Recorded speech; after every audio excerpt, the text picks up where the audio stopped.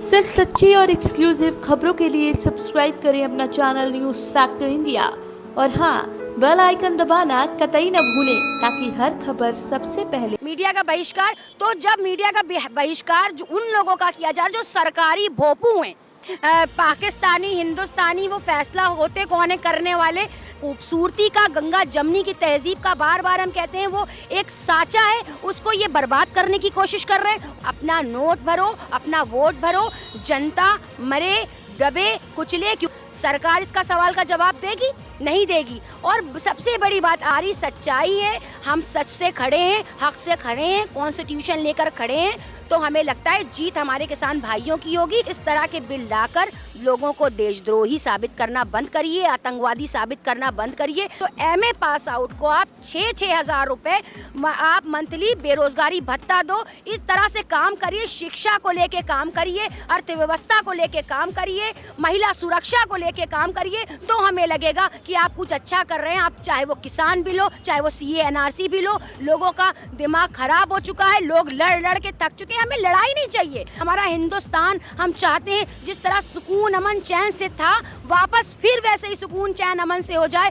देखिए, इनकी कथनी और करनी में बहुत फर्क है, और ये कहते कुछ हैं, करते कुछ हैं। अभी जैसे कई प्रोटेस्ट में आप शामिल हुई, सीएनआरसी में भी आप रहीं, काफ़ी फ्रंट पर रहीं, वहाँ पर एक आपकी पहचान अलग बनी। फिर उसके बाद आप जब इसमें शामिल हुई हैं सिंघू बॉर्डर पर या किसानों के प्रोटेस्ट में, तो उसमें कई मुस्लिम संप्रदाय मतलब मुस्लिम समुदाय के लोग और अलग अलग संगठन शामिल हो गए। लेकिन अब चूंकि कहीं ना कहीं यहाँ पर भी आरोप लग रहा है कि आप भी मतलब जैसे अब चूंकि आरोप लगाने में कोई टैक्स तो है नहीं, आप पर भी आरोप लगाया जा रहा है कि मतलब ये पाकिस्तानी है, इनकी सोच जो है सोसाइटी के विरुद्ध है, या बीजेपी या गवर्नमेंट के खिलाफ या देश विरोधी है। तो इस पर आपका क्या?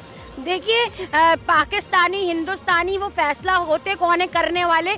जिस तरह से आप देख रहे हैं हमारा कॉन्स्टिट्यूशन, हम अपने कॉन्स्टिट्यूशन से चलते हैं, हम अपने संविधान से चलते हैं, तो हमारा संविधान हर एक को बराबरी का दर्जा देता है। हमारा हिंदुस्तान वो खूबसूरती का, गंगा जमनी की तहजीब का बार बार हम कहते हैं वो एक साचा है, उसको ये बर्बाद करने की कोशिश कर रहे हैं, उसे बिगाड़ने की कोशिश कर रहे हैं। ये सिर्फ आरएसएस का राज चाह रहे हैं और ये चाह रहे हैं अपनी मनमानी करना। तो मुझे ये लगता है कि हम जो युवा पीढ़ी है इनको मनमानी करने नहीं देगी और अपने हक को लेकर रहेंगे, चाहे वो किसान हो, चाहे वो सीए एनआरसी के लोग हों। और मुझे ये लगता है कि जो न्यायालय है यानी सुप्रीम कोर्ट है, वो बेहतर फैसले करेगा हम सब के हक में, क्योंकि कहीं ना कहीं हम सबको एक उम्मीद है सुप्रीम कोर्ट से। क्योंकि जब ये लेकिन ये अगर ये फैसले बार बार सुप्रीम कोर्ट में लेकर जाते, क्योंकि ये खुद कानून बनाते हैं, कानून बनाकर और फिर सुप्रीम कोर्ट के हवाले करने का काम करते हैं, तो ये इनकी कहीं ना कहीं राजनीति चल रही है। ये जो बिल लाए हैं, मुझे ऐसा लगता है ये किसानों के लिए नहीं, ये सिर्फ पूंजीपतियों के लिए ये बिल लाए हैं, और इनका कोई मकसद नहीं है। अपना नोट भरो, अपना वोट भरो, जनता मरे दबे कुचले, क्योंकि इस वक्त 30 किसान सिंधु बॉर्डर पर मर चुके हैं, आत्महत्या कर चुके हैं। आज इसका जिम्मेदार कौन होगा? सरकार इसका सवाल का जवाब देगी? नहीं देगी। और सबसे बड़ी बात, आप ये बार बार कहते हैं कि उसका मीडिया का बहिष्कार, तो जब मीडिया का बहिष्कार उन लोगों का किया जा रहा है जो सरकारी भोपू हैं, समझ रहे, जो सरकार की गा रहे हैं, सरकार की चाटुकारिता कर रहे हैं, वो इस वक्त उनका बहिष्कार किया जा रहा है। बल्कि और जो मीडिया दिखा रहा है, जो बाहर से आ रही है, वहाँ से न्यूज़ आ रही है, तो वो कौन दिखा रहा है? वो मीडिया दिखा रहा है, पर सरकारी भोपू हैं, वो नहीं दिखाना चाह रहे हैं।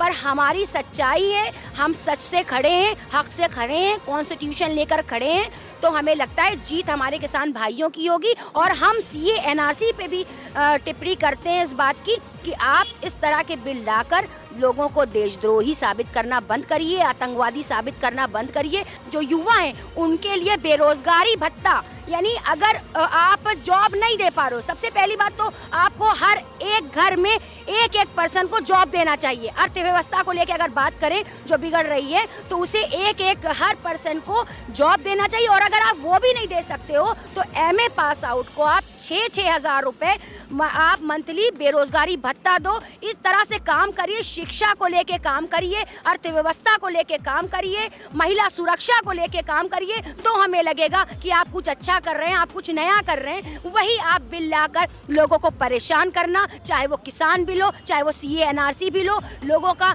दिमाग खराब हो चुका है, लोग लड़ लड़ के थक चुके हैं। हमें लड़ाई नहीं चाहिए, हमें सुकून चाहिए, अमन चाहिए, चैन चाहिए। हमारा हिंदुस्तान हम चाहते हैं जिस तरह सुकून अमन चैन से था, वापस फिर वैसे ही सुकून चैन अमन से हो जाए। लोग अपने अपने घरों को वापस चले जाएं, किसानों की बात को मान लिया जाए, उनके हित की बात की जाए, उनके रोजगार की बात की जाए। मुझे ऐसा ही लगता है। देखिए, इनकी कथनी और करनी में बहुत फ़र्क है, और ये कहते कुछ हैं, करते कुछ हैं। और जिस तरह से आप देखा कि ये जनधन योजना आई थी, तो इसमें आपने बोला कि खाते में पैसे आएंगे, एक बार आए उसके बाद आपके पैसे कहाँ गए।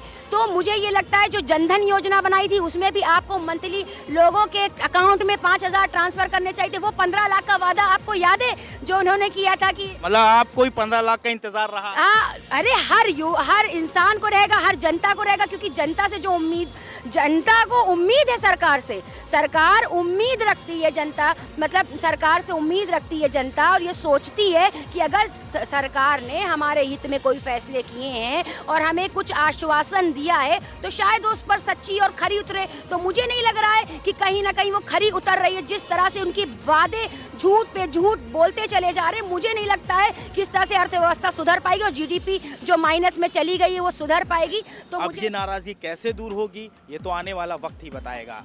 कैमरा पर्सन राजेश के साथ मैं मोहम्मद आसिफ दुलार, न्यूज़ फैक्टर इंडिया, लखनऊ। सिर्फ सच्ची और एक्सक्लूसिव खबरों के लिए सब्सक्राइब करें अपना चैनल न्यूज़ फैक्टर इंडिया, और हाँ, बेल आइकन दबाना कतई न भूलें ताकि हर खबर सब